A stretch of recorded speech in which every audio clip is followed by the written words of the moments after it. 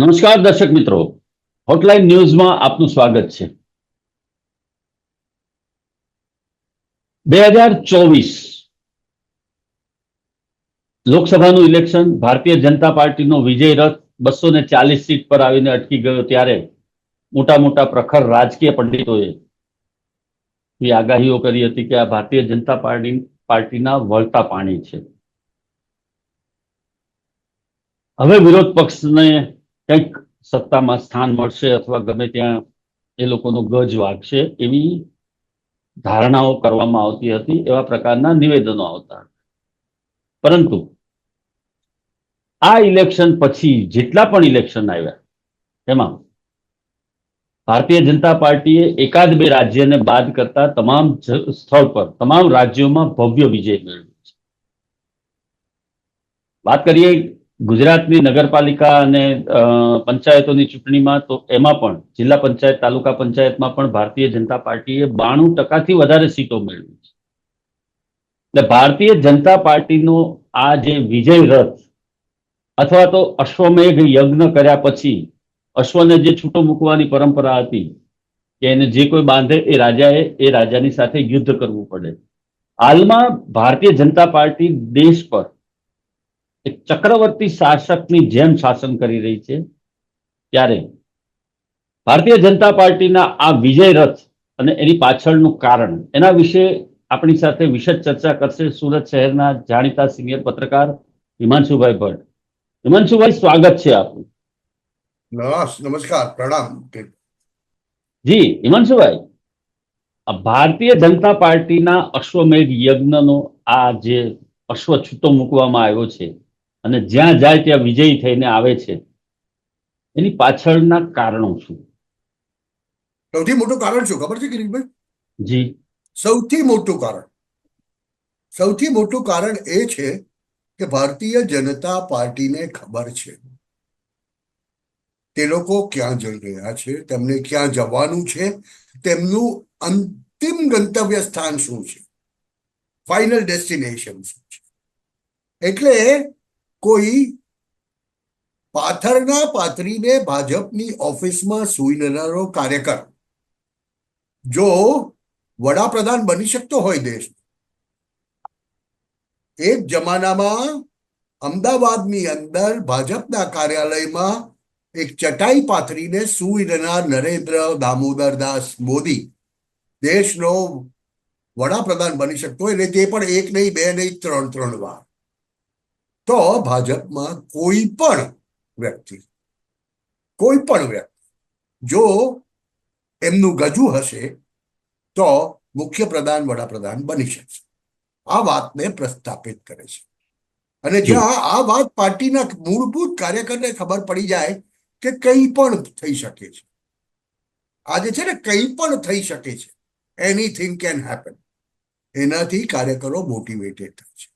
એવું કેમ બને છે કિરીટભાઈ, તમે મને કહો કે નગર પંચાયતની ચૂંટણી, જિલ્લા પંચાયતની ચૂંટણી કે શહેરના મ્યુનિસિપલ કોર્પોરેશનની ચૂંટણી કે ગમે તે જગ્યાએ આપણે જોયું છે કે જ્યારે રાતના 10 વાગે એક ઉમેદવારને ત્યાં કાર્યકરો ભેગા મળીને સ્લીપો બાંધે છે, સ્લીપોનું વિતરણ કરવા માટે એને કાપડીઓ ભેગી કરે છે, ત્યારે ભાજપની ઓફિસમાં 200-500 કાર્યકરો બેઠા હોય છે એક સાથે.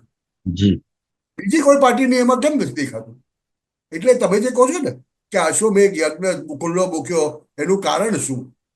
પણ મૂળભૂત રીતે ભાજપની આઈડિયોલોજી પર કામ કરનાર, અને આઈડિયોલોજી પણ કઈ હિન્દુત્વની, સનાતનની આઈડિયોલોજી, કે જ્યાં આગળ દેશના રહેવાસીને, દેશનો રહેવાસી મારા તમારા જેવો બેસિક હિન્દુ એટલે સનાતન, હિન્દુ એટલે જીવનનો મતલબ શું? તો કે જીવો અને જીવવા દો. એ નથી જ્યાં આગળ કોઈ પણ પ્રકારના વિદ્રોહની ભાવના નથી, જ્યાં આગળ કોઈ પણ જાતનો ધિક્કાર નથી.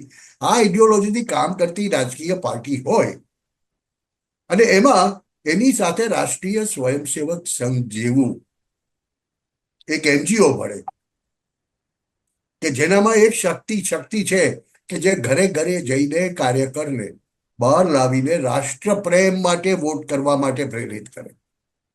તમે જોજો સંઘનો કાર્યકર ક્યારેય એમ નથી કહેતો કે જઈને ભાજપના કમળ પર ચપ્પો મારો. એ કહેશે રાષ્ટ્ર પ્રેમ માટે તમને જે યોગ્ય લાગે તે રાજકીય પાર્ટીને મત આપો. રાષ્ટ્રીયતા માટે નેશનાલિઝમ, નેશનલિઝમ, એટલે યસ. કે નેશનાલિઝમ લઈને ચાલનારા રાજકીય પક્ષો. અને એમાં પણ જ્યારે કાર્યકરને ખબર પડી જાય કે હું ભલે પાછળના પર શું છું, મારું કામ ભલે પાછળના પાથરવાનું છે મીટિંગમાં, પણ છતાં હું એ મીટિંગનો મુખ્ય વક્તા બની શકું છું. જો પાછળના પાથરવા વાળા માંડીથી થઈ લઈને એ મીટિંગને સંબોધનારો મુખ્ય વક્તા હું બની શકું. અને એનું ઉદાહરણ જો તમારા વડાપ્રધાન પૂરું પાડતા હોય તો પછી કઈ પ્રેરણાની જરૂર પડે સાહેબ? સલાયા જેવા વિસ્તારમાં જ્યાં આગળ 90, 92, 95% વિધર્મી હોય એટલે છતાંય ભાજપ જીતે, તો મને તો એમાં કોઈ નવાઈ લાગતી નથી. આ તો ભાજપનું કેટલું કોંગ્રેસીકરણ વચમાં થવા માંડ્યું. હમ. માફ કરજો, ઘણાને એ વસ્તુ નહીં સમજ પડે, ઘણા આ વસ્તુ માનવા તૈયાર નથી, પણ હું માનું છું દ્રઢપણે. ક્યારેક તમે ભાન ભૂલી જાઓ, રસ્તો ચૂકી જાઓ અને પાર્ટીનું કોંગ્રેસીકરણ કરવા માંડો, ત્યારે જે પ્રશ્નો આવતા હોય છે, હિકઅપ આવતા હોય છે, તે હિકઅપ ગુજરાતમાં પણ જોવા મળ્યા. અને 99 સીટ પર અટકી ગયા હતા તમે, પણ પાછા આવ્યા ત્યારે 156 લઈને આવ્યા. એ જ વસ્તુ લોકસભામાં પણ 240 પર આવી ગયા તમે. એ તો જગન્નાથ પુરીએ બચાવી લીધા ઓરિસ્સાએ, કે 20 સીટ આપી અને તમારી સરકાર બચી ગઈ. જી, પણ હવે બિલકુલ. ત્યાંથી પાછા પડીને નથી જોવાનું. એટલે જ હું કહું છું કે ભાજપ જેવી પાર્ટી માટે તમે જે કહો છો ને આગળ ને આગળ ને આગળ, હવે એમાં શું વાંધો સાહેબ? તમે મને એ કહો કે સુરત જેવા શહેરમાં જે હવે તો 12 સીટ થઈ ગઈ, એક વખતમાં 4 સીટ હતી ખાલી વિધાનસભાની, હવે 4 સીટ વિધાનસભાની સીટમાં 65% વોટિંગ થાય અને એ 65% વોટિંગની અંદર જો 72-73% ભાજપ માટે વોટ ગયા હોય, તો પછી સ્થાનિક સ્વરાજની સંસ્થાની ચૂંટણી થાય અને ત્યારે ભાજપના બધા કોર્પોરેટરો બધા વોર્ડમાં જીતી જાય, તો એમાં આપણને નવાઈ કઈ રીતે લાગી શકે?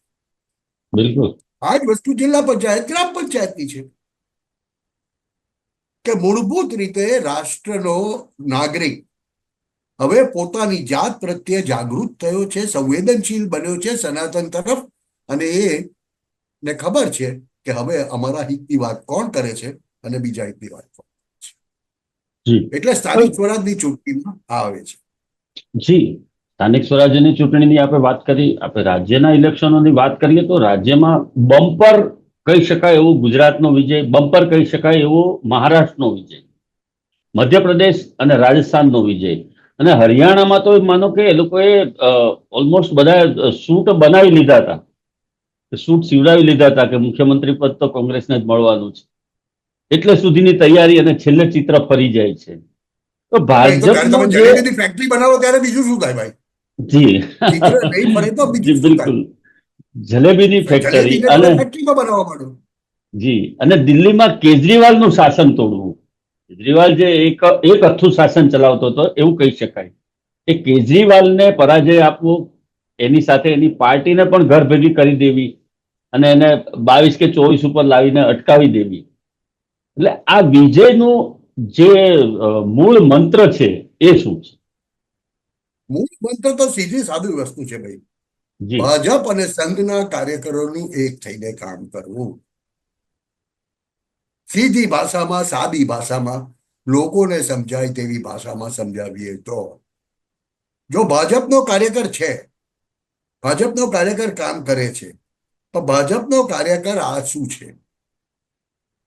પણ જ્યારે સંઘ એની સાથે ભળે છે ત્યારે સંઘનો કાર્યકર સતત કામ કરે છે.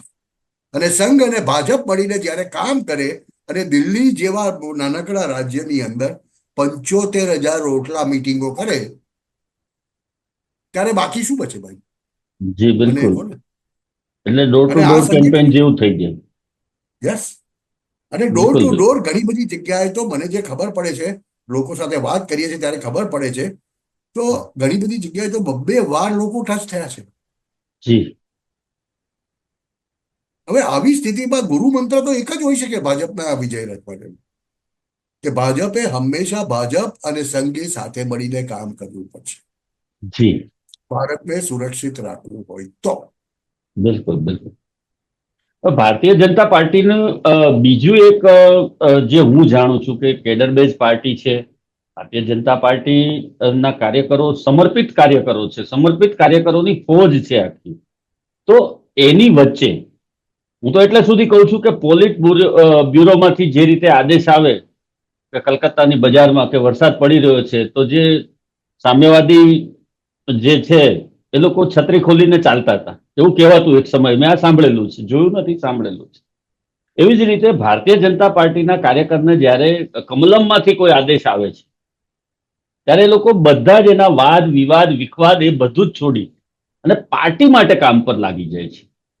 જૂથબંધી ત્યાં પણ છે, એવું નથી કે જૂથબંધી નથી ભારતીય જનતા પાર્ટીમાં, ત્યાં પણ જૂથબંધી છે. પરંતુ તેમ છતાં પણ જ્યારે પક્ષની અને કાર્યકરોની વાત આવે, પક્ષના હિતની વાત આવે ત્યારે ભારતીય જનતા પાર્ટીના કાર્યકરો એકજૂથ થઈ અને વિજય શ્રી માટે કૂચ કરે છે. એની તમે જે કહ્યું પાછળનું ને કે કારણ શું? એક એકજૂથ થઈને કામ કરવાની નીતિ, એટલે જે દેશની અંદર આપણે કંઈ પણ કરીએ, આપણા સીમાડા ઉપર કોઈ આક્રમણ કરે ત્યારે આપણે એક થઈને ખભે ખભા મિલાવીને તલવાર ચલાવવી પડે. આ એક વસ્તુ થઈ. અને બીજી વસ્તુ બહુ સ્પષ્ટપણે મને તો દેખાય છે, અને તે ભાજપ જે કરતું આવ્યું છે અને કરતું રહેશે, ભાજપની પોતાની ભૂલ સ્વીકારવાની તાકાત. જ્યાં જ્યાં ભૂલ થાય છે ભાજપ સ્વીકારે છે. કર્ણાટક વિધાનસભામાં જુઓ, એમણે જે ભૂલો કરી,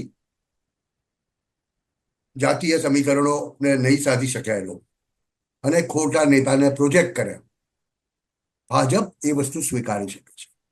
ભાજપના જેપી નડ્ડા જેવા રાષ્ટ્રીય પ્રમુખ જઈને જ્યારે કહી આવે છે કે અમને સંઘની જરૂર નથી અને સંઘ બહાર નથી આવતો, અને એ લોકોની જે હાલત ઉત્તર પ્રદેશ અને મહારાષ્ટ્રમાં થઈ લોકસભામાં, પછી ભાજપની નેતાગીરી જઈને સંઘની નેતાગીરી પાસે કહે છે કે સર અમારાથી ભૂલ થઈ ગઈ.